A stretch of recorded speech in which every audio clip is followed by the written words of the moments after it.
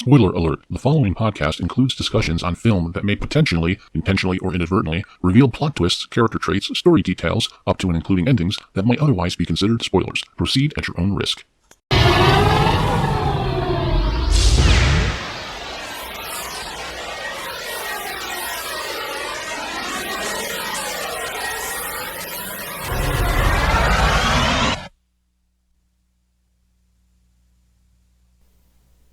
You're listening to Moviesucktastic.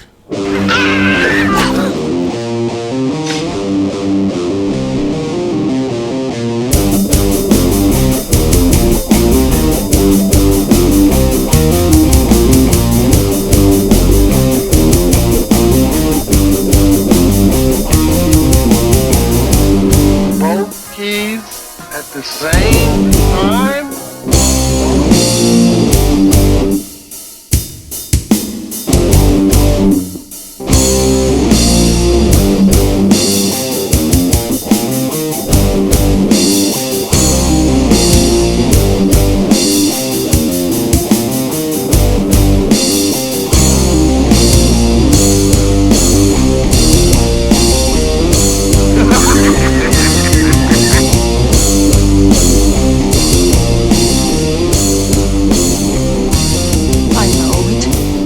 It all sounds like some bad movie.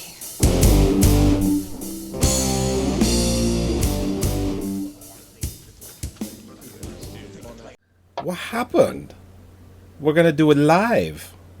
Welcome, everybody, to Moviesucktastic. Yes. I'm Scott, This is Joey. and that's pretty much it. Yeah, that's it. We like this movie. Yeah. See you next week. Bye. I can't help but love this movie. I watched this last night. I laughed my fucking ass off. Just to rewind just a little bit. We're coming back. This is episode number which number, Joey? 247. 247. And after a month or so of listener requests, we're coming back to our movie challenges. That's right. And this movie challenge was mine to Joey, Correct. based on a actor from our last official movie challenge, which was Death Wish 3 a while ago. Yes, and the actor, what was his name? It was some Scottish name. Gavin O'Hurley. That's right. Girl or he or he. Gavin O'Hurley. Yes. Her. Gavin. That's kind of a face that he has. If you go her, he looks like he's got that kind of a face. And he also came up because he was also in Willow, which we reviewed recently. Yeah. And it's also a tie-in to even last week without even trying, because we did the Death of Superman Lives, which was a documentary about Superman, or a film that never happened. And Death Wish 3 and Superman 3 both end with 3. That's right. So there's a lot of tie-ins, a lot of things going on. Wow, you can see all of in glorious HD. You can see all of Richard Pryor's burn scars. Oh yeah, no, it's like, oh yes, that's after the accident. Especially, yeah, it's like 5-6 years after the accident. Especially on his face, and then you could see there's a scene where he's typing or hacking, because I can believe Richard Pryor could do that.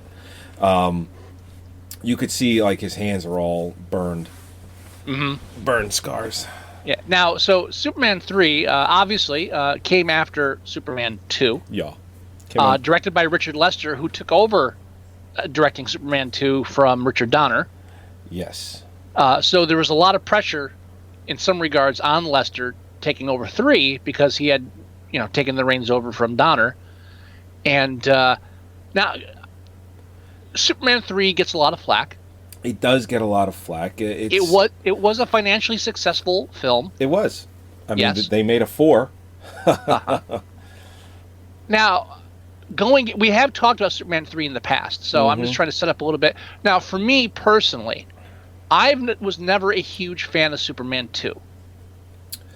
I've always enjoyed Superman 2 because of Zod and his that kind of stuff, yeah. But going back to when it first came out, as a kid, I I thought the idea of having Superman fight other Supermen was boring. Okay. I mean, that was just my attitude then, and I still kind of stick to that. I was like, Superman's going to fight people with the exact same powers. Oh, well, that why don't we just have two guys box then? Let's watch a boxing movie. No, I get that. I do get that angle. I really do. I don't disagree with it entirely. But Superman 2 is just one of those childhood films for me that I let a lot go. Well, that's me with Superman 3. Right. Yeah. Well, I love Superman 3. They did so many things right with this. Like right from the get-go, getting rid of Lois Lane. Oh yeah. Just fucking sending her to Bermuda. Just like right out of the gate. It's like she's in the beginning of the film, and then you see her at the end of the film, and then that's it.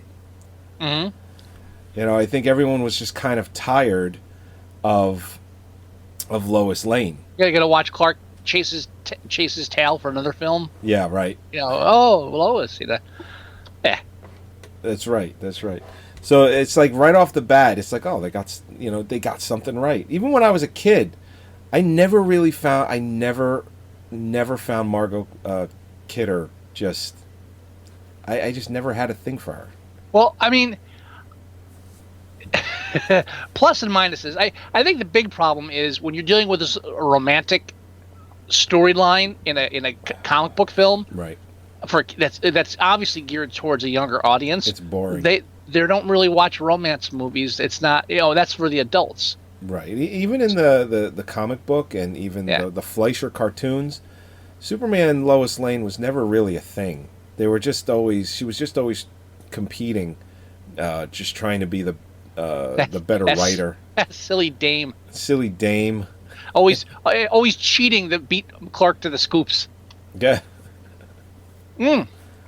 Yeah. She did in the Fleischer cartoon. She was always like, Clark, can you get that for me?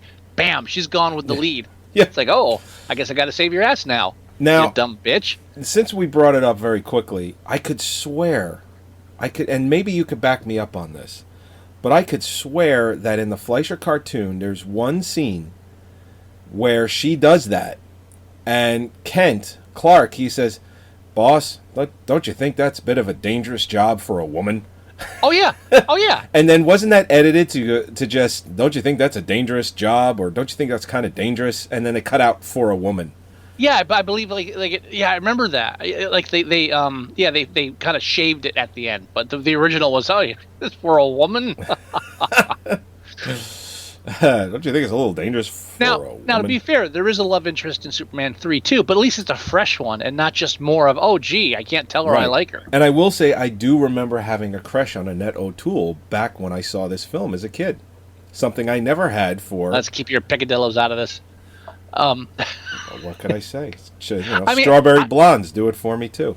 I thought again, my big problem with Superman 2, and I know that's not what we're reviewing, is everything felt kind of rehashed. It was like, okay, so we're going to bring back the whole romance thing again, which in the first film was fine. It was played out perfectly. The first film, of course, was an origin story, so you're going to have that kind of thing going.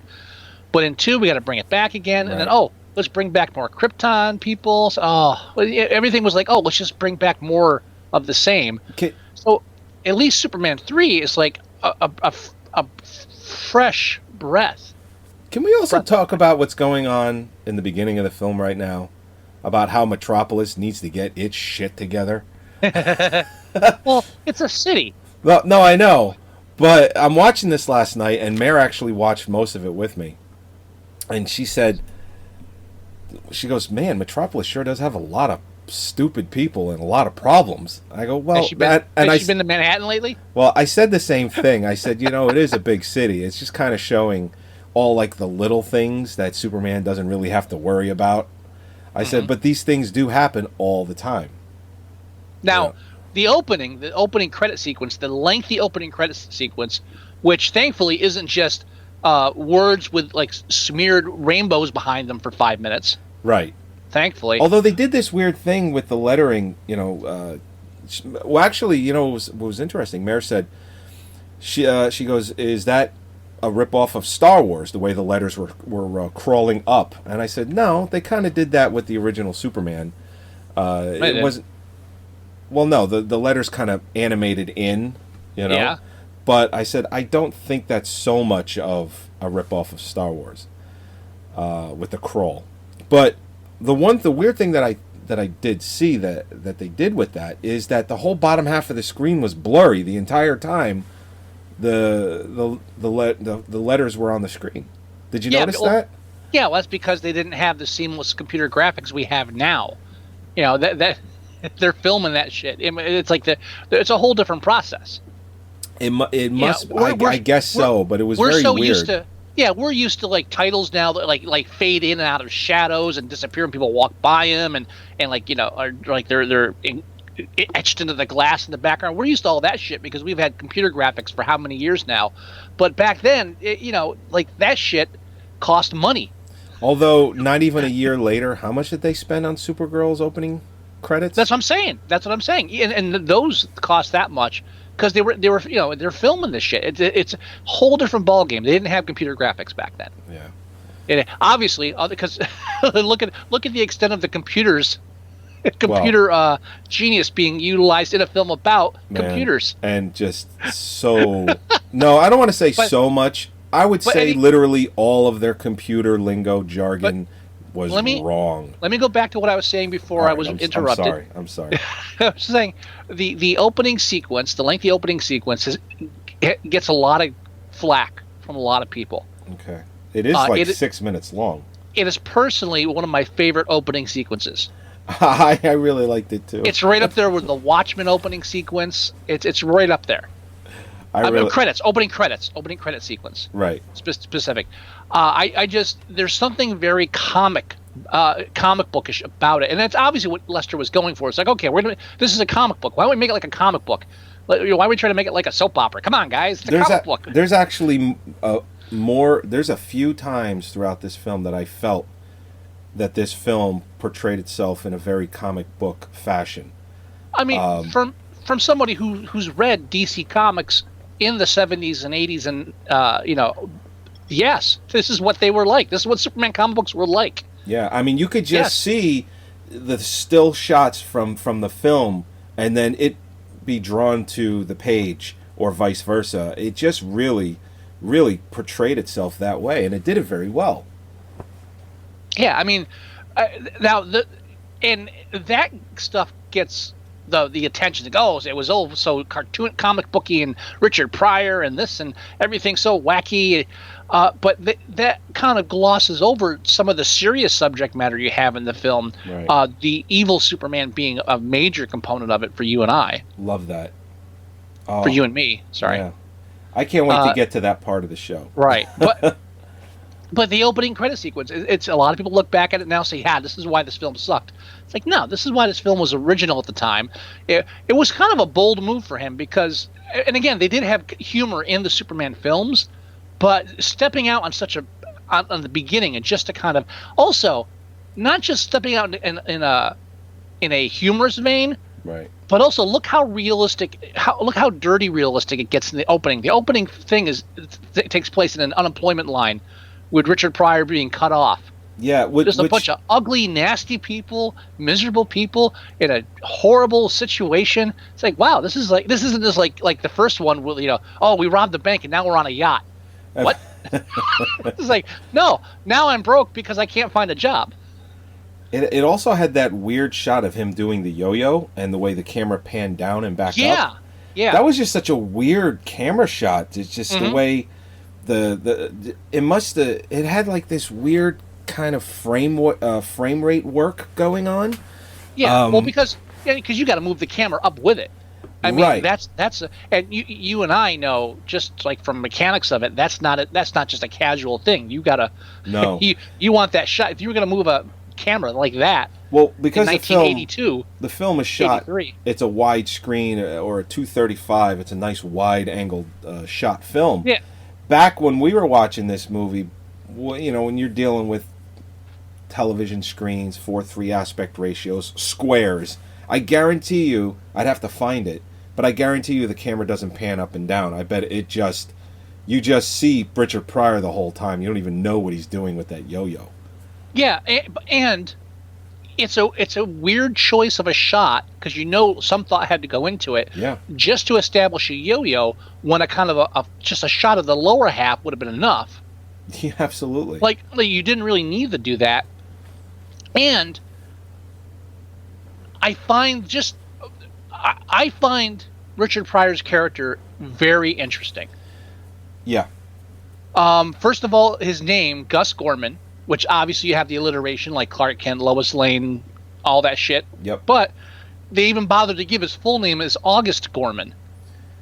That's right. They do. Well, because they zoom in on his checks when he robs. He robs the company. Oh, and the woman calls him August in the opening scene. Right. But for some reason that catches me a bit. It's like, wow, it's interesting. And the yo-yo thing, there's no reason to have him have the yo-yo thing, and it can't be a build-up for the end where he slides down the wire on a yo-yo because he could have done it with a shirt. That's not it's not worth an hour and a half, 2 hours of setup just for that shot. I don't think that was what they had in mind. I love his computer programming skills. He just types what he wants to happen, and it happens. All right, like where he says, like no one else could ever figure out that they could just write override all security. That's all he typed. Override all security, and it's like he's the hacker of the year.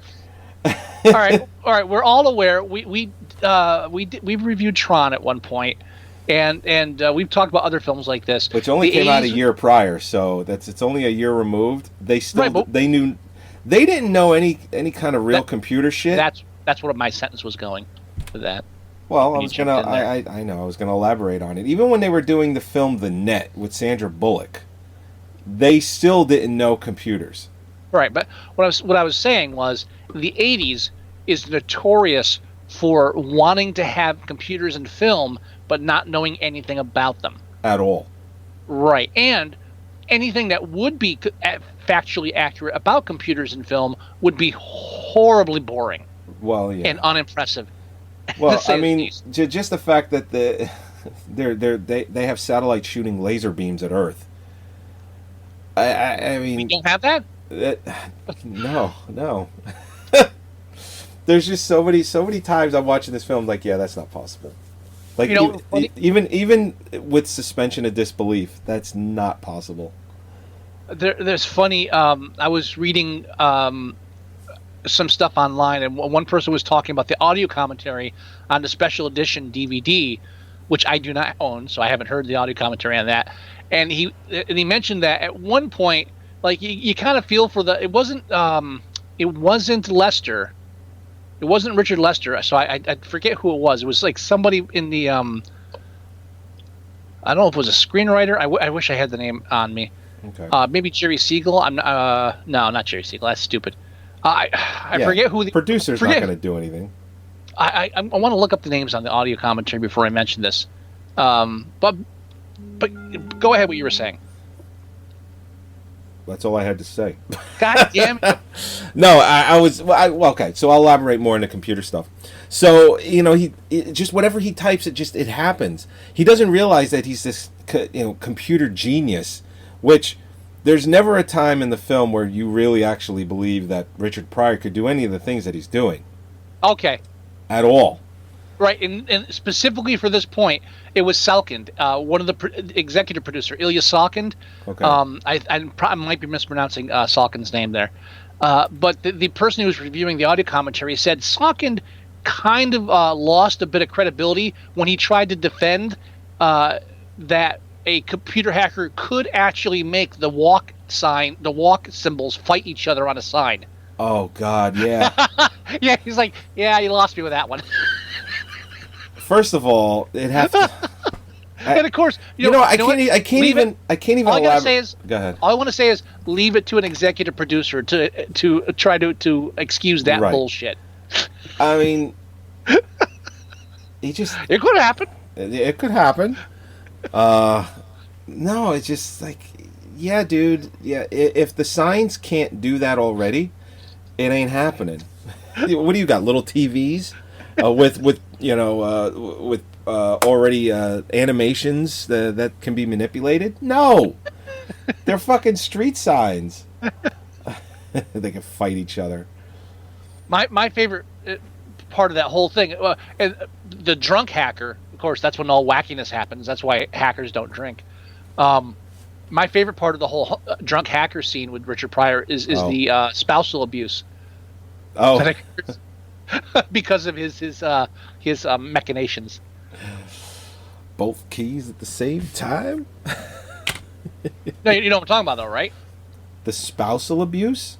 Well, yeah, because when he's doing the drunk hacking, and he all the credit card companies like put out these outrageous bills, so they the cutaways, yes. It cuts the following morning where the husband's reading gets the credit card bill, and he leans over and grabs a grapefruit and just like squeezes it in his wife's face. It's like, yeah, it's a $176,000 bill.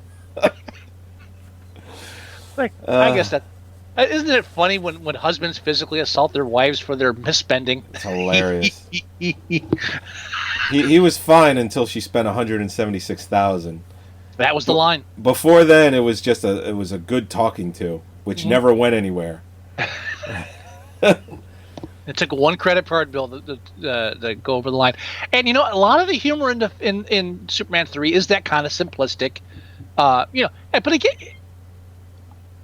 It's hard to focus on this point now with the films we have coming out now. Right. But back in the 80s when they made these films, they were for kids. Oh yeah. It was a kids film. They didn't, it was a family, I guess you'd call it, but they're geared towards kids. That's why this one in some ways made so much more sense because it was so lighthearted. And it had a very simplistic, but I feel somewhat accurate view of, say, billionaires fucking over the country and anybody they can just to make money. And the film, what does that remind you of, Joey? Yeah, let me think. But the film goes a little dark in some spots too, which is really. But that I think that's why everyone loves this film too, because and also that was also true of comics in the 80s too, because it's like I don't know. You really have to just read comic books to understand them. Right. This film was a true representation of what was happening in comics because they did have dark stuff, but they also had silly stuff because they're comics. And depending on what comic you read and like what author was writing the comic, you could get dark or you could get silly. Sure. Sometimes it swayed one way or the other. Superman with DC Comics Presents, that kind of stuff. I mean, one of my favorite comic book characters ever, Ambush Bug, came out of Superman, and that's a very silly character. There's silliness there, but right. At the same time, you do have this just these serious themes that they did try to tackle now and then. Marvel became more famous for it because they we had the first superhero on welfare, or the first superhero that had a girlfriend that had to pay the rent. Yeah, whatever. Great. Good. Spider-Man paid the rent. I'm so fucking thrilled. But I mean, and I think you and I are both trying to avoid talking about the thing we want to talk about because it's so awesome. Well, and too much time talking about it, so we're kind of pushing that aside. I know. We're just kind of just going through the motions to get to all these the points that we think we need to get to before we get to the junkyard fight. But I mean, which my childhood revolved around this junkyard fight. I hold that scene so high. It's like I'll be watching something else, and it's just the back of my mind. I'll be joking to myself, but it's like not as good as the junkyard scene in Superman 3. Like I do that all the time. It's like ain't no junkyard scene in Superman 3. There are some now. Like Lex Luthor was a villain in Part 1 and Part 2, and this is like almost the only Superman without a Lex Luthor. You know what? I was going to mention that if I remember, and I'm glad you brought it up. You're right. And I think because one of only film, two, because Man of Steel didn't have one either. It's the only two Supermans films ever made that have not had a Lex Luthor. And you know what? Both good Supermans. Thank you. Yes. Now. And I was thinking of a parallel too. Now remember when we were reviewing the Death Superman documentary, right? You mentioned that Man of Steel has the polar bears in there that you felt was kind of a fuck you to the producer. Peters. Yeah. Oh, can I mention something super quick? Yeah. Do you remember when they're back at the high school? Because it just popped up on the screen, and this is why I don't want to go to a slideshow if we don't have to, because of little things like that just pop up that, kind of spark my memory. The scene where they're all dancing and then they have the crotch shot of the DJ. Yeah. What the fuck was that? You know what's funny? Holly walked in while I was rewatching this, and it was during the end scene when they were showing the stuff on the walls. Yeah. She's like, "Why do they have such a big picture of Clark Kent up there? He's such a nobody." It's like, he knows Superman. Yeah. That's why. It's like, well, no, they don't know. No. He knows Superman. He works at he's interviewed him. He's Right. That's the big from thing. Metropolis. Hey, can you tell Superman? That's the only reason his face is up there, because he knows Superman. Right. That's why everyone ignores him. That's right, because he he lives in Metropolis. He's made it. But at the same time, you know what? At the end of Superman 2, and I know this was kind of tacked on at the end by Lester, I believe. Right. The whole thing where he hypnotizes Lois at the end. No, that was the end of the second one. But that wasn't what he originally planned. No, I'm saying the second one. Oh, I'm sorry. But Because Lester finished the second one. that's right. Donner started it. Got it. Right. Donner's original ending was him turning the Earth backwards again. Yeah, and you know what? Warner Brothers is like, listen, you can't fucking do that twice. What's wrong with you? Even I'm like, yeah, come on. But when he does that to her, when he hypnotizes her into forgetting about him, Right. it adds a neat dimension to the whole Clark Kent character. Because I'm watching this film, part 3 again, and the whole thing where everybody's like, like Perry White's like, oh yeah, it's like, I'm leaving now. Says, what's the next number? Like, no one cares he's leaving. At the only only 2 people actually recognize him or talk to him, except the old person. Everyone just kind of blows him off. It's more than just a persona. It's almost like he's using a psychic kind of trick, like a Jedi mind trick, Right. to be. It's like an invisibility cloak he has on himself. Absolutely. It's part of it where yeah, you don't know me, and he plays the part of it, but part of it's intentional. Yeah. And I like the idea, and they don't focus on. This is just me making shit up. They don't focus on it at all. But for me, it really kind of shows but out of all of this, he refuses. He still needs a connection. So even though he's given up on Lois, he's like, well, here's this high school girl I liked, So he drops the veil on her. Oh, you noticed me now. Exactly. No, that is something I noticed as well. I mean, even when he's in the bowling alley with the kid, he's like he just bumps into the cigarette, the ashtray, and he's getting it all over his hands, his face, and he uses that so that the kid can get a strike that destroys every pin that's there. But he's playing it off. He's like, but I'm a klutz. It's what I do. Yeah. Now you can say Superman doesn't have psychic powers, but part 2 he does it, so it's part of the mythos. There. Did you ever see the robot chicken thing that they did with that? I'm not sure. I saw a lot of them when it was on. Okay, so they did a robot chicken where Superman kisses Lois and she forgets, and he goes, I think I might be onto something here. So he just starts kissing Zod and Luthor and all these other villains like Doomsday, and then by the end of it, they're all in love with him. He goes, I think I've went too far. Or something like that. It was actually very funny. I was like, that's actually very brilliant. So what I was getting at with John Man of Peters Steel, and Polar Bears. Yeah, John Peters Polar, and that's cool. Another thing that occurred to me watching this was one of the problems I had with 2, Right. and a problem I kind of had with 3. Not a major problem, but it just seems weird. Is that 2 and 3 they had to throw in these little revenge things at the end. So where 2, when he goes back to the truck Right. stop and fucks up the guy that beat him up as Clark Kent when he didn't have any powers. Right. I was like, that's a weird message to send kids. Yeah. All right. Now in 3, they do now. I got a whole thing for this. Bear me 1 minute. Yeah. So in 3, they do the same thing at the end with Brad. Right. Where he fucks him up at the end, which is really mean spirited. Yeah. Brad's already on the down and outs. I don't know why you have to do this shit, but and again, it goes against the kind of Clark Kent persona. On the other hand, it does show the human side of the character, and Man of Steel did the same thing in the introduction of his character in the beginning of the film with the truck guy who gives him all the shit, and then he goes out and plunges telephone poles through his truck. Well, yeah, that is, yeah. Yeah, so I mean that's something Man of Steel took from, admittedly, Donner's film, but this one as well, and so I'm just going to say he took it from this one. Can I also mention, since you brought it up, that the Yeah. whole truck stop scene, with him getting his ass kicked and then going back, I always hated those two scenes. And I love them. No, I'll tell you why I hated them. Because Clark Kent, without his powers, is a complete and utter pussy. Or Superman without his powers is a complete and utter pussy. Uh huh. I have a hard time believing that even as Superman, if you lost your power, that you wouldn't at least try to do some of the things that you could do when you had all those powers. Beating up another person, he got his ass handed to him.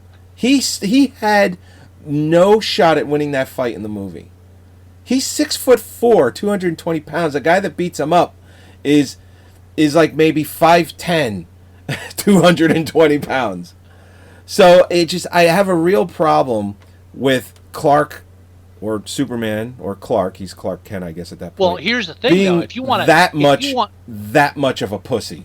if you want to take a psychological construct of that and look at, and look at the fact that he's living two distinct personas, Right. And when one is removed from the mix, it's a disassociative issue there, where like if I'm like he's married to Clark, he's played Clark Kent Right. for so now for he's played Clark Kent for so long. Say that 5 times fast. He's now married to it. And so he's in that persona, and that persona is the persona that would like if Clark Kent, if he was still Clark Kent, let's put it this way: if he was the Clark Kent that didn't have powers, Yeah.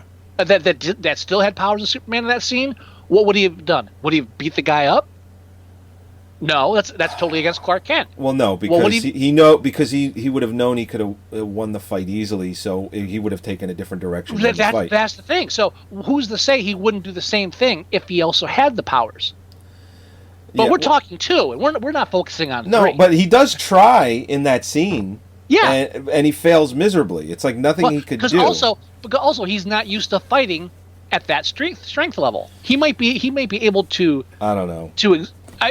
Maybe if his opponent didn't look like he just had 3 cheeseburgers, and I don't know. The guy sits in a truck 30 hours at a clip, and he can beat up Okay. I'm sorry. I'm not buying it either. All right, now bear with me a second here. I haven't watched Superman. I haven't rewatched Superman 2 in a while. Yeah. But in my head, the guy that beats him up in Superman 2 looks exactly like the guy at the truck stop in Dumb and Dumber. He's not that big. No, but I mean like the same face and the hat and everything. It's like in my head, if that's the guy that beats up Superman. Is the guy's like, yeah, right here. Not necessarily. I'm just saying in my head because I haven't seen it. In your head, yeah, but not necessarily. I'm not arguing the point. I know. I know where you're going with it. I'm saying that's what's in. All I can see is that. I'm guy. saying you're wrong. It really, and actually, Jim Carrey in Dumb and Dumber in that scene is kind of dressed like Clark Kent is. I think in that scene. Am I right? They're about the same height. Yeah. I think they should have got Jim Carrey to play Superman. Wow. Okay. Hey, that'd been interesting. Hey now, but yes, we're not talking about Superman. Couldn't have done worse than the Riddler. Yeah, at one point, a lot of people felt that was the best film in the Batman series. No, who? I'll tell you exactly who said it. Who? Gerard said it. I'm gonna have a stern word with that young man because that is a load of shit. He said, he goes, it's the best one out of all the Batman films. I'm like, no. It's like, no, Peter, no, nothing. I honestly, actually, I mean, it's really rough to say, but Jim Carrey's performance as the Riddler is probably the best part of that film. It keeps you in it. But that doesn't equate. No. But really, it's a hard slide after the first one, so it's kind of debatable at that point. True. Like, which one do you after the first one? Which one do you defend? Yeah, it just. Oof. Oh, can you separate them? Okay, Burton did these, but Schumacher did those, and It's the best of the Schumacher ones. It's like, well, There's no such thing as the best of the Schumacher ones. Well, There's I mean- no such thing. Batman Forever is better than Batman and Robin. No. Yes. It may hurt less. Hurting less and being better are two different things. Let's not bandy the word better around willy-nilly like it doesn't mean anything. Well, okay. If you right, sat now me to the- down and said you have to watch one of those two, I'm going Batman Forever every time. Let's put it this way. Out of the Superman films, Yeah, yes. I have no problem saying the first one is the best. Out of all of them, Out of all of the Superman. Oh no, all right. I'm saying this. we're not counting post Superman No, we're talking 4. Superman through Superman Quest for Peace. Yeah, no, I have no problem with that either. Yeah, I mean that is really the best one. It really is. I mean, Right. cinematically, Even though I always, just everything about it is the best in the series. now I will be on record saying repeatedly that Superman 3 is the best one, but that's because it's my favorite one. It is my favorite one too. And I think it goes out on a limb with a lot of things. There's so many things. There really Yeah. is. There's so many Now- things that I like a lot about this third film. Yeah, I mean, Richard Pryor being in it is a huge. By the way, have you ever? I was doing image searches to get the movie posters. The Spanish movie posters, 10 times better than the American movie poster. I haven't seen any of those. What do they look like? I will post them on the Facebook page Please. Did you see the picture I posted today? and the Tumblr. No, I did not. Oh, really? You should go look at it on Facebook. I'll take a look at that. Yeah. But no, but they're because the American one is like Richard Pryor being carried by Superman. Ha ha! In both of the Spanish ones I saw, and I'm assuming they're Spanish because I couldn't understand the language, Right. so I'm just assuming they're Spanish. They might be Italian, who knows? But in both of these other foreign posters, Superman's like attacking Richard Pryor. Oh God, really? Richard Pryor's like, one of them shows a supercomputer, and the other one shows like Richard Pryor in this room made of nothing, of like banks of computer banks, and then Superman's like bursting through it, and Richard Pryor's like, oh. Ours is just, hey, he's carrying Richard. Yeah, That's get right. it? Which, yes, the end of the movie. They're buddies. The choice to put Richard Pryor in the third Superman alone is a weird choice. It's bold. It really is. Because, first of all, Richard Pryor, as this kind of hapless middleman, overshadows your main villain, who's Robert Vaughn, Who plays as Jerry Ross? Jerry Ross? Webster. Ross Webster, that's right. Ross Webster, or as I like to call him, Donald Trump.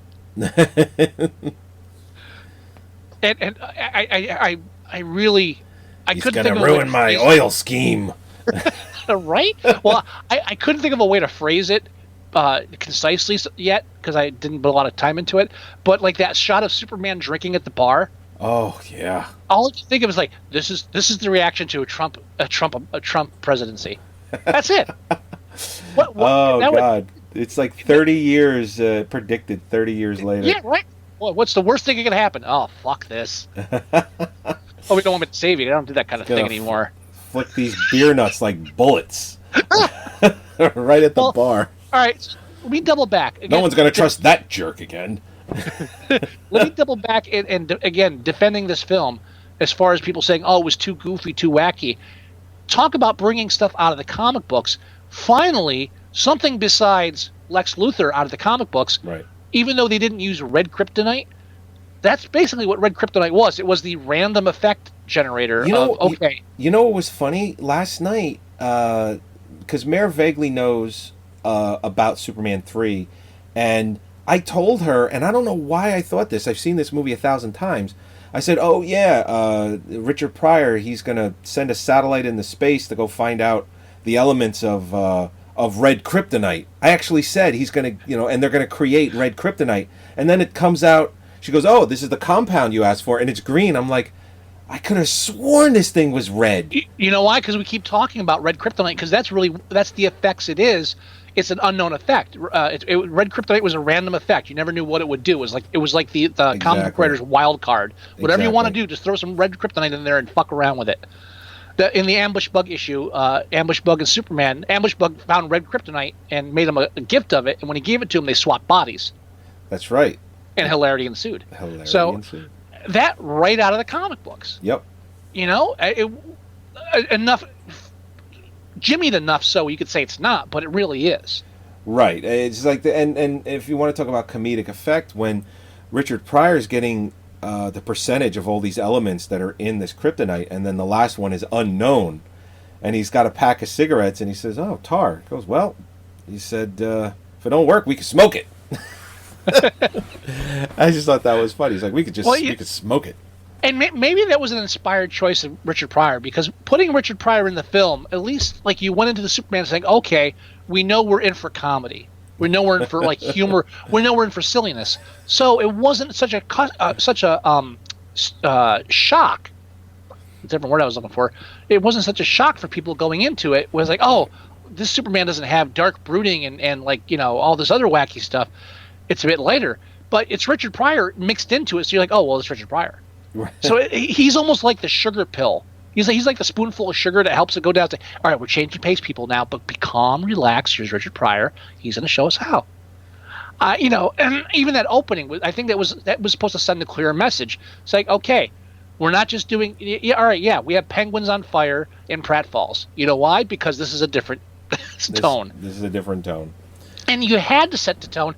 And even though the film doesn't maintain that tone, right? It goes dark. It does go dark. But you had to prepare the audience for that tone shift, because the first film was very straightforward, very realistic to an extent. Yeah. And part two was comic bookish, but comic bookish to this really serious, you know, serious comic bookish. Right, exactly. Zod is serious comic book. You will kneel before Zod. Zod! You know, you will kneel before me, Jarrell. Yeah, it's and then Lex Luthor taking the snowmobile. Oh, I found the Fortress of Solitude. He said, "Fuck you." It's like, oh, where's the bathroom? Really? Really? You'll only see that in the Donner cut, folks. Yeah. But yeah. So you really had to prepare people for that shift. Now, part 4. All bets are off. It's just fucked. Let's not even go there. No, let's not even go there. Part 4 is too easy.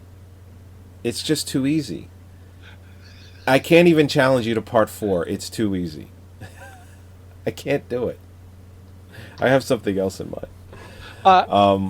Now, I have to share the story real quickly because we brought it up, and I promise this is a very short story. Okay. Is that... I forget which. I think it was Mark Rosenthal. I could be wrong. I'm pretty sure it was Mark. If I am incorrect, I will apologize to Mark Rosenthal. But I'm pretty sure it was him.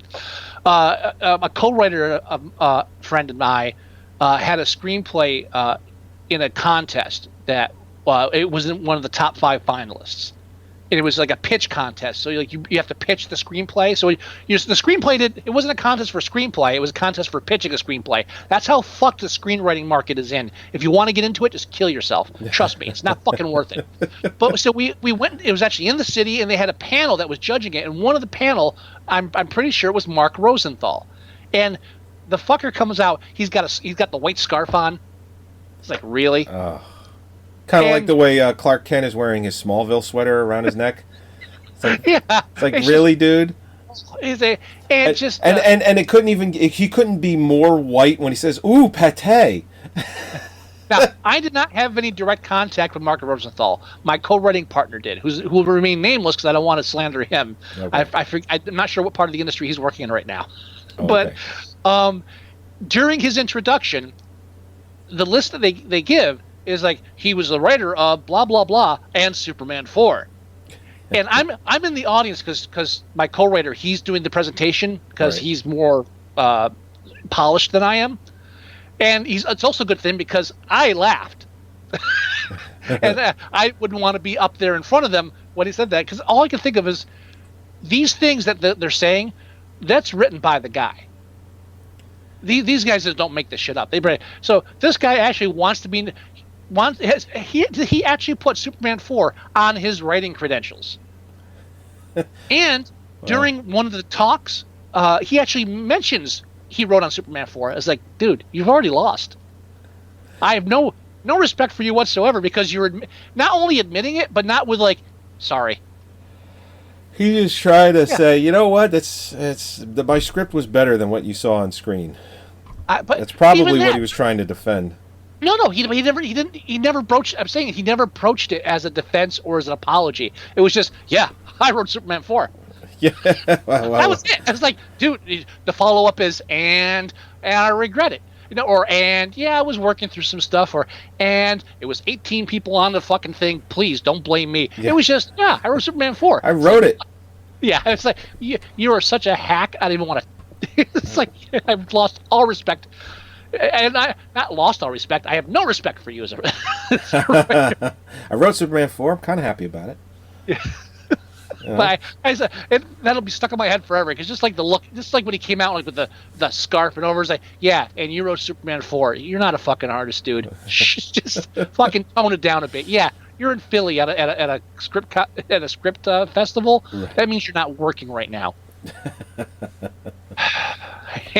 Anyway, but yeah, yeah, Superman 4. If anybody that like says Superman 3 is not a good film, just watch Superman 4, then double back and say, hey, it had good moments. That's right. And I think you could actually divide Superman 3 into two specific types of scenes. There's the okay, this is what's expected scene, and okay, this is what we're gonna do scene. Right. Yes. Exactly. So like the whole fire sequence. Oh, like when he's in town before the the chemical plant. Yeah, the chemical plant before if it gets too hot. I think he said 180 degrees, which you know what? Ain't that fucking hot. It's hot. No, it's hot. It's hot. My water boiler can get my shower to 180 degrees. Ain't that fucking hot. Right. Well, that's why it was even that much more of a problem with those chemicals. All I'm saying is that town should be a fucking crater. There's no reason why that town should still exist. If 180 degrees was the holy fuck point. Now, I want to go on record as defending Richard Lester, because there are like little things in the film that like maybe you don't notice right away or like remember, but then rewatching the film, like during that scene when Superman and Jimmy Olsen jump off the bus and Jimmy crouches them behind a cop car, he's like, yeah, I'm gonna get in there, get some pictures. And when they do the long shot, they're crouched next to the car, and the cop directing traffic is like standing there looking down at them. While they're crouched behind the car, and like no attention is brought to it. But I'm like, dude, you're right here. I thought that was funny. It was funny. But what I mean, but it's like it's not like there was no like close up on the cop's face. What are these guys doing here? And it was just all right. In the background, you're doing this. There was a subtlety to that I thought was refreshing.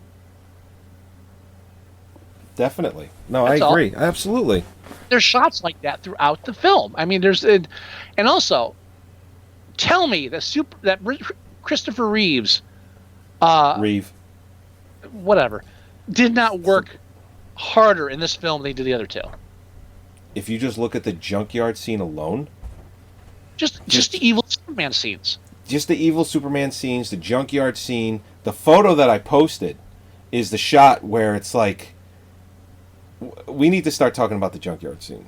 Hold on. We'll get to it, but I do. But here, I want to just broach this because I'm still upset about all these people that bitch and moan about Man of Steel. Right. I would say for all the people that complain that, hey, Superman killed a guy in Man of Steel. It's like, yeah. Do you remember when he like nailed the broad? After terrorizing the town in Superman 3? Right, because I hope you don't expect me to save you, because I don't do that anymore. And she's like, there's this oil tanker that's not doing what it's supposed to be doing. Yeah, forget killing a guy. He performs a terroristic act for sex. Yeah. And then he finds her, and then he just kind of lays on top of her, and it fades to black, but he's like, he just super fucked her. He sexed her. Yes. I mean, the fact that her vagina still exists is a miracle in itself. We quashed one theory there. He fucked the ever-loving shit out of her, probably literally. He's like, yeah, this looks like a crime scene, but I gotta go.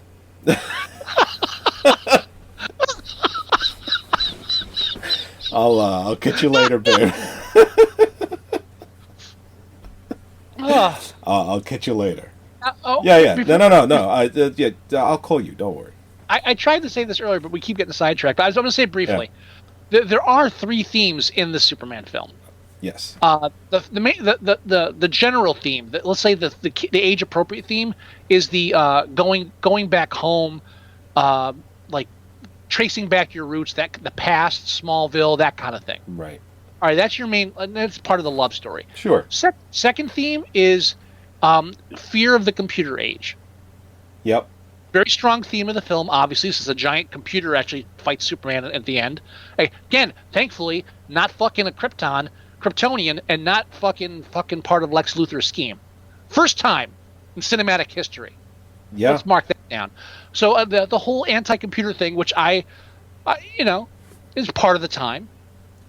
Tron, War Games, what have you. What's the other one we still have to review? The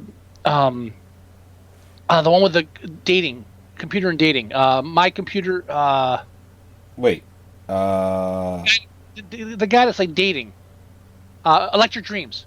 Oh, Electric Dreams. Yes, that's got in the future. Actually, if you don't challenge me to that, I'm going to be at this. You know what? You know what's interesting? I didn't think of Electric Dreams, but 2 films that were just mentioned recently are the ones that I'm going back and forth with as a challenge. But you know what? Now that you've introduced Electric Dreams, there's also another film. There's also another. You know what? I'm gonna let you know the films that I'm thinking, and I'm gonna let you pick. Okay. Okay, because they're all computer related. As a matter of fact, I'm gonna write them down before I forget them. I don't know if it's the joy or the gin, but I'm like crying here. But what was I getting at? The themes, the 2 themes, 3 themes, and then the third theme, of course, is that the thing about like the dark side. Yeah. Now, and that's Richard Pryor and Superman and Christopher Reeve character, because Richard Pryor is drawn to the dark side, or the evil corporate side, right? Which isn't even a theme; it's just a fucking reality. And it's like what are you willing to do? And then with Superman, it's being drawn into that dark side unwittingly. Now, technically, Richard Pryor's character and Christopher Reeve's character are both drawn in by the same guy. The difference is Richard Pryor, Gus is tempted, but Superman is dragged into it.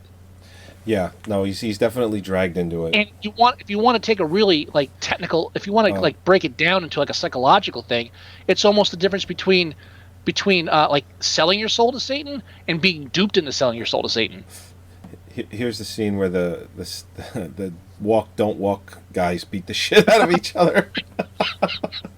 And I would, and I defend that on the level of that's the silly part. Right. Leave it in 'cause it's funny.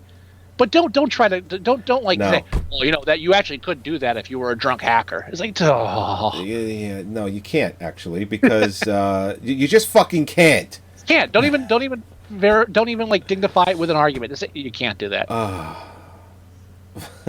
Yeah, you know what? The only other scene I compare to that scene, that whole montage of look what happened when the drunk hacker, is the montage in Weird Science when they make the girl.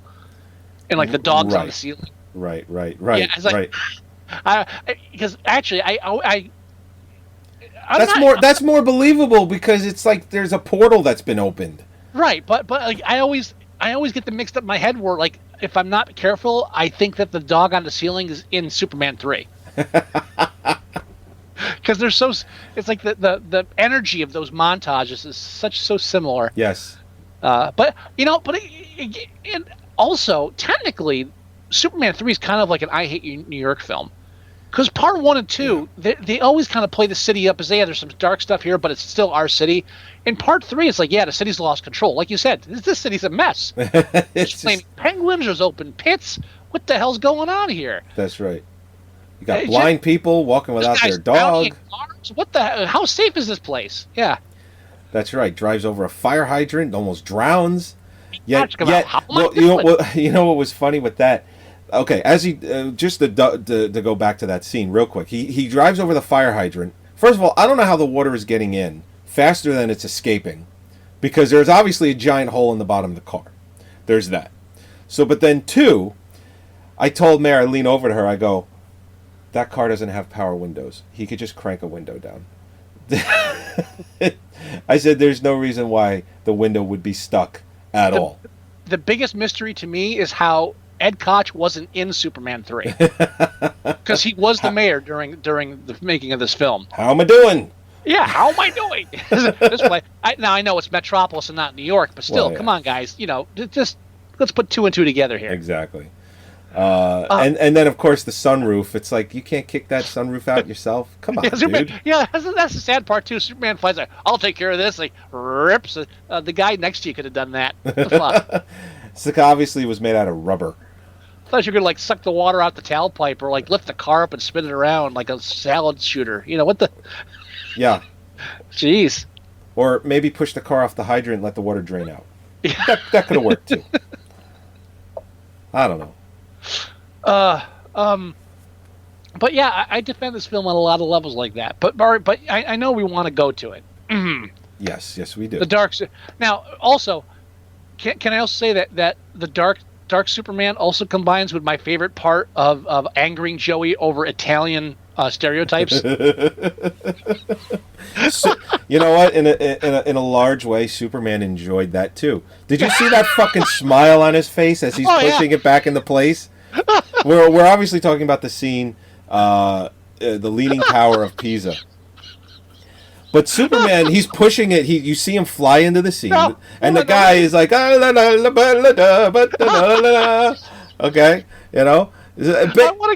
I want to go to Paris on vacation and find that guy. Right. So it's like he's just like, hey Mario, is it the Leaning Tower of Pisa? Look at this. We made this. We're gonna make it of money. It's gonna be wonderful. And then Superman flies in and he straightens the Leaning Tower of Pisa. But the face that Superman has, that fucking smile that he has, is just so fucking good. He just is like, he's like, yeah, this guy. It's like he just shit in his cereal. He's like, I just shit in your cereal. Here's a fucking spoon. And then mockingly waves. He's like, hi, goodbye. Hey, I'm Superman. The best part, but from the I know this pisses Joey off part, is like the guy doesn't even speak Italian. They couldn't even bother. Like, should we write him Italian lines? No, just have him go, hey, hey, formaggio. He just says the same words. He's actually saying the same words over and over again. He's like, hey, fa la mollaggio, and then he he just asks. He asks for the broom. Well, that's later. That's when Superman is good again and he leans the tower. He's like, hey Mario, the broom, and he goes grazie, and then he just like destroys his because he fixed it. They're straight now. I want to believe that the script says vendor grunts in Italian. Yeah, he probably told the guy to wing it. You're Italian. Do Italian stuff. Yeah, just say a few words over and over and kind of mumble them a little bit, and it'll be fine. Oh my God! So yeah, Superman because this is after he gets the green kryptonite with the tar, the last element being tar that Richard Pryor, Gus puts in there. Well, the unknown element. The unknown element. Yeah. So he replaces it with that. He gives it to Superman. Superman doesn't feel the effects immediately. It's only after he gets to Lana Lang's house where he almost pretty much just fucking date rapes her on the couch. Yeah. There's a problem there. Shouldn't you go? I always get there on time. I always get there on time. And he just pretty much is just like, listen, just, where's your bedroom? It's over there? Let's go over there. I mean, that's pretty much, it's pretty much where that scene was going. Well, you know what? If and how unappreciative that hadn't happened, it'd be a whole totally different film. Yeah. It's like even though he gets there late, he goes, what could I do? He's like, nothing now. Wish you got here a minute ago. It's like, you ungrateful fucks. By He's the way, literally everywhere all the time. I have to bring this up because I'm looking at it while we're talking. The vendor at Pisa Yeah. is John Bluthal. That's the name of the actor. He's so Jewish. Well, I don't know if he's Jewish. Bluthal? Yeah, that's Jewish. Okay. But the reason he's in that film, Yeah. because he was also in, he was also in some of the Knack film and Help, directed by Lester? yes. Oh, okay. Actually, Lester became a thing from the Beatles films. He did Hard Day's Night, then he wow. did the Knack film. Oh, I didn't He know also that. did a funny thing happened on the way to the Forum. Guess who's in it? Oh, here's Bluthal. Richard. Oh, really? Here's Richard Pryor falling off a 80-story building and living. But again, it seems just so fun. It is fun because he ends up on the street and he's just like, "Whoa." He just kind of makes that, "Whoa." And I thought Lester, and I defend Lester, and I'm not a big fan of defending directors, especially ones that seem to have made their name in music films, which is like, okay, you did a Hard Day's Night, so you filmed the Beatles running for 2 hours. Okay, That's right. I mean, All they did all the hard work. and I'm actually a Beatles fan to an extent too, so I I'm love not the- shitting on that. I love the But Beatles. but give him credit. Yeah. He was throwing all this wacky stuff at us, but then don't forget the darker tones we have. We have a millionaire that's actually like manipulating events to like screw over entire countries for a profit. You've got Superman not only going dark, but eventually like fighting and killing himself. You've got the supercomputer that turns the millionaire's sister into a robot. Talk about now. There's a scene that scarred me for life as a child. Yeah, and I remember you and I had that conversation a while We ago did. because I had a copy of Superman 3 at that point, and like it didn't have the thing with like the eyeball with the wire going into it. And, like I swear I saw that. Well, and I had to go you're- online and find that. You're right. We were doing this show, and you brought it up on the show, and you said, "Isn't there a scene in when she becomes this robot? There's like a needle or a pin or a wire, and it goes right into the bottom of her eye." Yeah, And I was like, I don't know, but it sounds and on the copy familiar. we had then, the copy we had then, it wasn't there. I had to go online for it was documentation. cropped. It was cropped, right? Or It was was cut. the No, it was it was cut. cut? Yeah. It's cut, but then like the director's cut, which is what we have now. Really, Someone's calling me. I can tell. Yeah. But now the director's cut, which everybody has now, or the special edition, it's in there. It's like, yeah, I told you I wasn't fucking imagining things. I was Right. scarred from that. Thank you. Superman 1 and 3 both scarred me. Thank you. Fuckers. All right. But yeah, So- I'm sorry. You take the lead into the. Are we at that point? Go ahead. Are we at that point? Hold on. But before we get to that point, Yeah. let's revel in the other. Like we talked about Superman banging the chick. Yes. We talked about in the pizza. Which again, The bar scene. We should talk about the bar scene. the bar scene, which is, when you do a Google search for Superman 3, that's one of the scenes that comes up the most. Oh, him at the bar pouring the fucking whiskey. And actually, there's a link on Facebook. Somebody posted an oil painting they did. It was like their first oil painting, and it was of that scene. I saw that. I was like, I'm sharing this. This is beautiful. Oh.